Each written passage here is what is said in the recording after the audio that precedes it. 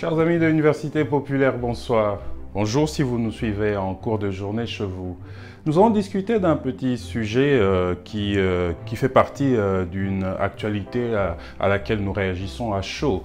Sur cet élément, nous essayerons d'analyser un peu comment l'État congolais se retrouve, comment le pouvoir s'articule dans le quotidien de ceux qui ont reçu du peuple le mandat de nous représenter, le mandat de servir la nation. Pour aller droit dans le but, nous parlerons ici de l'incident qui s'est opéré aujourd'hui. Au fait, il y a eu un clash entre l'escorte, la garde policière qui escorte Jean-Marc Abound, qui est le vice-président de l'Assemblée nationale congolaise. C'est sur un point de vue protocolaire, il fait quand même partie de top 3 hiérarchiquement qui dirige le pays. Nous voyons le président de la République, le président de l'Assemblée et le président du Sénat, le président de l'Assemblée. Et lui fait partie du troisième bloc quand même de la hiérarchie du pouvoir au pays. Donc c'est pas un homme qui est de moindre, c'est Jean-Marc Abound. Ça c'est du point de vue institutionnel, et quand nous allons dans les organisations politiques, c'est quand même l'actuel président AI de l'UDPS, qui est le parti au pouvoir en RDC. Donc, qu'est-ce qui s'est passé pour la petite histoire? Jean-Marc Abound, son escorte le dépose à son bureau à l'Assemblée nationale, et en chemin retour, il croise un véhicule 4x4 de la personne que nous avons tous ignoré jusque-là, mais le véhicule était protégé par un élément de la garde républicaine. Pour ceux qui connaissent comment ça se passe en RDC, la garde républicaine escorte et garde les proches parents et les collaborateurs du chef de l'État. Donc, c'est pas n'importe qui se balade avec un élément de la garde républicaine. Ben, même si ça reste entre guillemets, parce que il se passe plein de choses en RDC en ce moment-ci. Donc, qu'est-ce qui se passe? Le 4x4, le véhicule 4x4 avec l'élément de la garde républicaine, faisant sens inverse, ça roule à contresens. Et vous savez, les problèmes des embouteillages que nous connaissons à Kinshasa à ce moment. Ben, comme par hasard, on croise l'escorte de Jean-Marc Abound. Mais ici, il faudrait remettre les choses dans leur contexte. C'est vrai que c'est important, c'est un acte à louer, c'est un acte que nous devons tous saluer, que les éléments de l'escorte de Jean-Marc Abound ont eu le réflexe d'aller vers ce véhicule 4x4, ne sachant pas à qui est-ce que le véhicule était, mais il se fait que c'est un véhicule de Madame la sœur de notre président de la République. Elle n'y était pas, heureusement. Chauffeur et garde républicaine à côté. Discussion un peu agitée, un peu mouvementée. On désarme l'élément de la garde républicaine par les éléments de police en nombre. C'était une histoire de 5 contre 4, une seule personne. Ils arrivent à lui ravir l'arme et s'en est suivi l'incident. Mais bon, pourquoi je dis qu'il faut remettre les choses dans les contextes ici? C'est vrai, c'est un acte à louer, mais en essayant de remettre les choses dans les contextes, il faudrait savoir ici que la manière dont ils l'ont fait aussi ne témoignait pas de beaucoup de professionnalisme. C'était des policiers zélés. Mais d'où leur vient ce zèle? Est-ce tout simplement parce que ce sont des policiers qui escortent le vice-président de l'Assemblée nationale congolaise? J'en doute fort. Je pense que pour la petite histoire, les Kinois savent comme Jean-Marc Abound ces derniers temps s'est donné le devoir sacré de résoudre tous les problèmes liés à l'anarchie sur les routes de Kinshasa. Il supporte mal que son cortège puisse être stoppé par un chauffeur qui gare mal, un chauffeur qui prend un sens unique ou qui roule à contresens, sens interdit. C'est vrai, ça nous fait tous mal quand nous sommes au volant à Kinshasa. Mais est-ce c'est là que le vice-président de l'Assemblée nationale doit lui-même se substituer en élément de police routière qui ne se contente pas de mettre les amendes sur les chauffards mais qui va crever le pneu de chauffeur, les voitures mal garées, les voitures qui lui bloquent la route. Il s'est fait comme un justicier autoproclamé de route de Kinshasa. L'intention est bonne, mais il a fait cela, il en a fait une habitude qui est en violation de loi de la République. Moi, je pense que c'est cet état d'esprit-là et nos policiers souffrant déjà d'une formation qui laisse à désirer. Quand ils escortent une autorité qui a tendance à usurper le droit des autres organes de la loi, des autres organes de l'État, les agents de police routière, ça galvanise un peu ces policiers. L'escorte de Jean-Marc Abound, ce sont des policiers qui mieux vaut éviter sur la route de Kinshasa. Ils sont galvanisés, ils sont zélés, ils se disent to escortar à Mokondi, et ça c'est ce que nous faisons. Malheureusement, comme on dit en RDC, la révolution est en train de manger ses propres enfants. C'est le numéro 1 de l'UDPS qui s'en est pris à la sœur du président escortée par la garde républicaine. Ici, remettons les choses sur leur contexte exact. Hein. Jean-Marc Abound n'était pas présent, mais je vous ai parlé de l'état d'esprit. Policier à Jean-Marc Abound, mesanako agir bongo.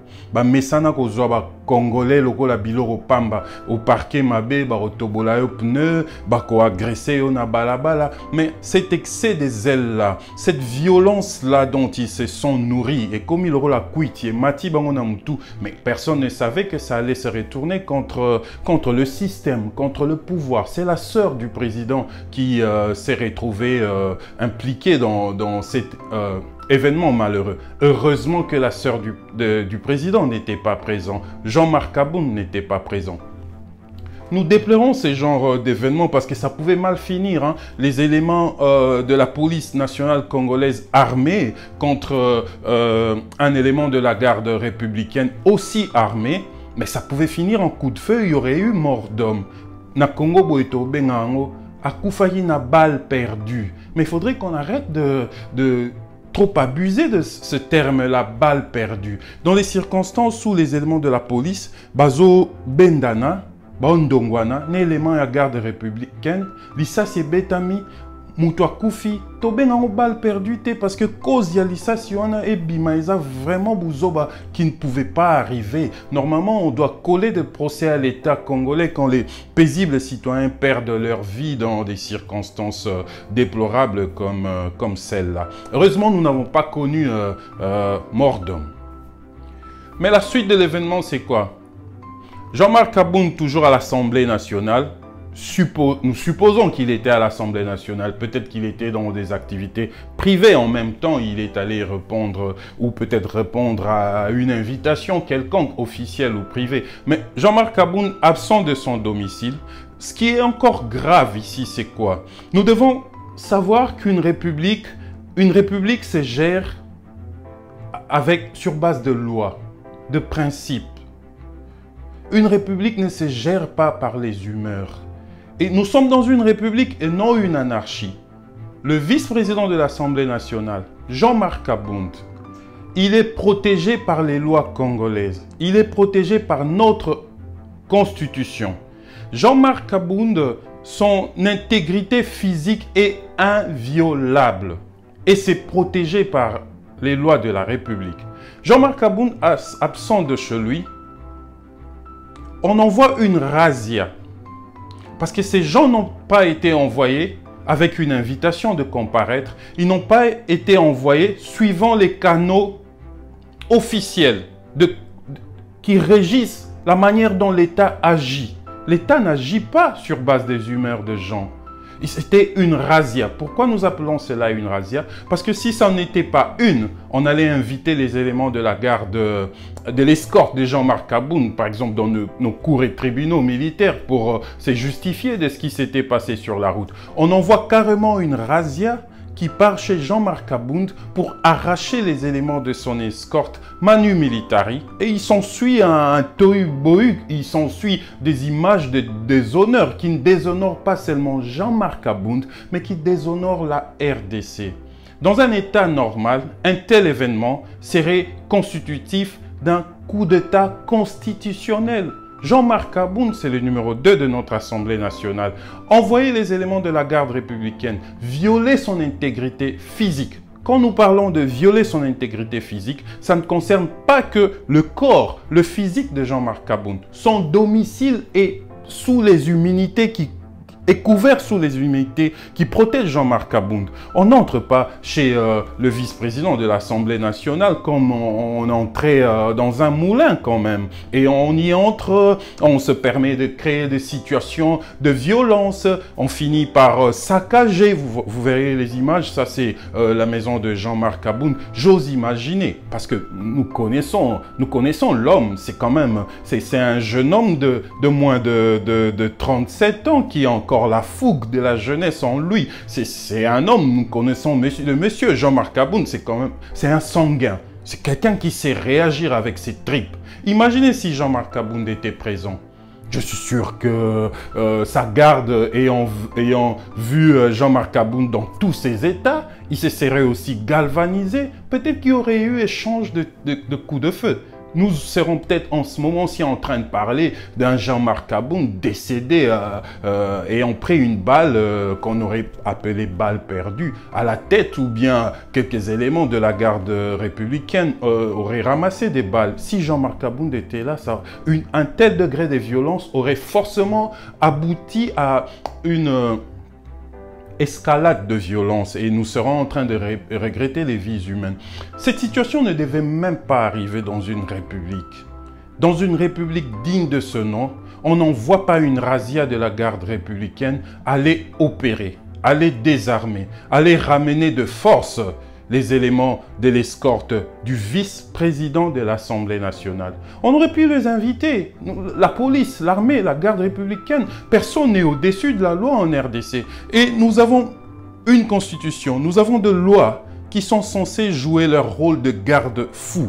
Quand nos instincts animaux surpassent nos émotions, quand ils deviennent incontrôlables, nous avons les lois de la République qui nous servent de garde-fous pour remettre les choses en place. Mais malheureusement, l'événement de ce soir nous rappelle combien la République est fragile, combien la Constitution, combien notre sens de vivre ensemble est fragile et nous devons travailler pour reconstituer cela.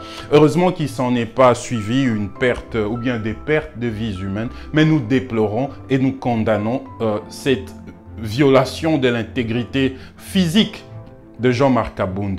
Nous disons intégrité physique par extension parce que son domicile est couvert par les immunités dont il jouit en tant que vice-président de l'Assemblée nationale. C'est pas parce que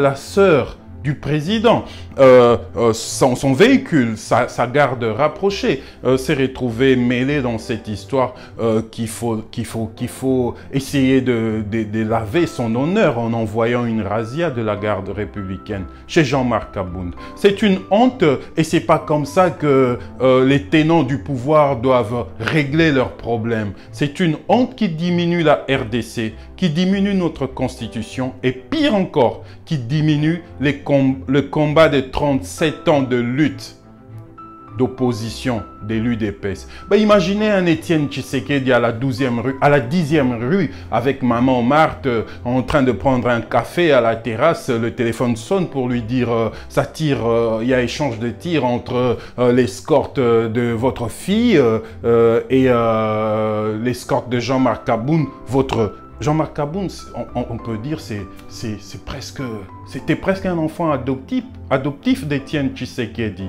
Ça ne devrait pas se passer comme ça. C'est une honte et nous venons ici déplorer cette situation et nous espérons que la République grandira après cet événement. Nous ne voulons pas continuer à vivre ce genre de choses. Ça nous diminue, c'est une honte et ça doit s'arrêter. Il faudrait dire les choses telles qu'elles sont. Ça fait très longtemps que nous n'avons pas connu de telles barbaries à la tête des institutions. La République est gérée par les humeurs, on s'octroie de droits dont on n'a pas, tout simplement parce qu'on est sœur du président, frère du président, ami d'enfance du président, pire petit à mon confié à Jean-Marc Aboun. Et à quoi nous servent nos lois? À quoi nous servent nos institutions, notre constitution et notre honneur dans tout ça? Qu'avons-nous fait de notre honneur? Chers amis, c'était un petit élément juste pour réagir sur cette information d'actualité et qui nous a tous choqués. Nous espérons que cette dernier épisode serait la dernière. Nous voulons plus, nous venons ici conscientiser le vice-président Jean-Marc Abound. C'est vrai que le problème le désordre qui règne sur nos routes lui tient aussi bien à cœur que ça nous tient à cœur. Ça nous écœure tous. Mais comme nous nous n'avons pas reçu de l'État ce mandat-là de réglementer, d'appliquer la force pour remettre de l'ordre sur les voies publiques, il faudrait qu'ils se réfrègnent à les crever le pneu des autres, à les menacer verbalement et physiquement les chauffeurs qui roulent à sens unique. On peut conscientiser, mais on n'a pas le droit d'exercer la force quand on n'a pas reçu mandat. C'est pour ça qu'on dit la violence est un domaine d'exclusivité de l'État. Parce que si demain chaque Congolais, Tokomi Kolamuka, essaye de mettre de l'ordre, punir le contrevenant, Torokomana anarchie. La République ne se gère pas comme ça. Ça, c'est du côté de Jean-Marc Abound. Parce que l'événement d'aujourd'hui est une conséquence de cette attitude de Jean-Marc Abound. Sinon, ces policiers, au fait, nous sommes l'escorte de Jean-Marc Abound, mais nous n'avons pas reçu d'aller mettre de l'ordre en appliquant la violence sur la chaussée, sur la route. Gérant avec un peu de tact. Moi, j'étais au volant à Kinshasa. J'ai croisé les éléments de... Moi, j'ai croisé l'escorte de l'ancien président Joseph Kabila sur la route numéro 1 entre Mbakana et Maluku. Plusieurs fois. Et je me suis même fait le plaisir, je me suis même permis de le taquiner un peu, quoi. J'ai pris de la vitesse, j'ai dépassé son escorte. Ils m'ont rattrapé, je l'ai dépassé. Ils pouvaient voir que c'était un chauffeur qui jouait un peu. Ben, je sais que le président aussi, l'ancien président Joseph Kabila, c'est un amoureux de la vitesse. Comme c'est quelque chose qu'on partage en commun, essayons un peu de jouer avec la gomme sur la chaussée. J'ai pas reçu de balle pour ça. Hein. J'ai aussi croisé l'escorte de la première dame. J'ai croisé l'escorte du président de la République. Pour un jour aussi important que le jour où il allait faire son premier adresse à la nation, à l'Assemblée nationale. J'ai croisé son escorte à Bandal dans une situation où il faut attendre qu'il passe, il faut ceci. Mais ils ont géré cela de manière professionnelle. Pourquoi est-ce que cela ne devrait pas être la norme? Pourquoi cela ne devrait pas continuer ainsi? Nous espérons que ces genres d'incidents ne se reproduiront plus parce que, comme je disais, ça diminue la RDC, ça diminue nos institutions et c'est un point de déshonneur à notre constitution et notre bon vivre ensemble. Imaginez, moi je pense que Étienne Tshisekedi se retourne sur sa tombe en apprenant ces genres d'histoires. C'était ça, chers amis, donc portez-vous bien, nous continuons de faire notre petit travail de sentinelle de la République. Nous ne devons pas prendre ces genres de choses comme les banaliser, considérer que Mboka et Koufa, c'est ça la RDC. Non, RDC et Koufate, quand les histoires comme ça se passent, nous devons nous lever comme un seul homme, le condamner. C'est la seule manière, nous brandissons notre carte rouge, carton rouge. C'est comme ça que ceux qui détiennent le pouvoir sauront comment se garder à chaos. Allez, portez-vous bien, c'était Christian Nyamago. N'oubliez pas de vous abonner, appuyez sur la touche de partage et aimer cette vidéo. Allez, au revoir, on se voit la prochaine fois.